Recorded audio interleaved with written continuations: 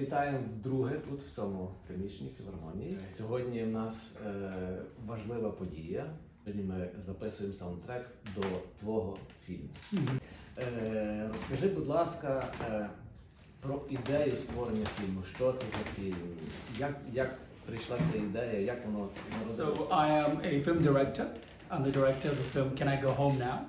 Can I Go Home Now is a film that we're making for the children of Ukraine, so that we can have the answer be yes. I'm also the CEO of Hollywood Insider Media Network in America, and I'm the founder of Humans of Our World Foundation. I have done a lot of work in my foundation to spread kindness and humanity all over the world. For Ukraine, I've been supporting Ukraine since the first day, February 24th, 2022, last year. I also started working with kids last year of Ukraine. That's when the idea for the film Can I Go Home Now is important, because I realized that people are bored of the news. People do not respond to the news. No one's caring. Also, the news has moved on to other fresh news. They've forgotten about Ukraine. The film Can I Go Home Now, my film Can I Go Home Now, has heart. My film Can I Go Home Now has kindness. My film Can I Go Home Now will be all about reaching people's hearts. And that's what's important about our film. I'm hoping the whole world can see, will watch Can I Go Home Now, and make the world take action in support of Ukraine and Ukraine's children. The Oscar-winning musician A.R. Rahman is making the music for the whole film, and the Grammy-winning Andrei Yatskev is making the song, the Ukrainian song Can I Go Home Now for the film. I wrote some, I'm not a songwriter. My talents lie in cinema, not in music. So I always partner with exceptionally talented musicians to give more life to the cinema I'm making.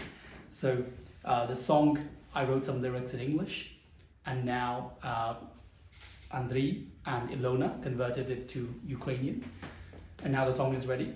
So we're going to record today with a very large orchestra, I think around 61 pieces, 61 people, musicians, and then on top of that 40 choir singers, so it's 100 odd orchestra piece, which is huge, and I'm very happy to be here.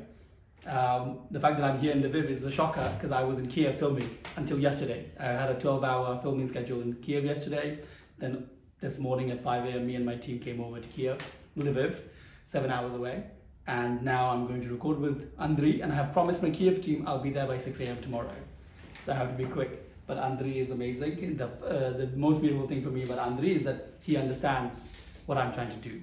He understands why this film is important. He understands that this film is right now for the children of Ukraine. In 10 years' time, it'll be for all the children affected by wars all over the world. The Russian terrorists continue to attack Ukraine. You know, the rest of the world thinks the war is over. But a year later, Ukraine is still suffering. Children have still not gone back home. And children are still crying. I've interviewed already around 8 kids, and I cry every day. But of course, my tears are not needed. They have enough of their tears. What they need is my support and my strength and my talent.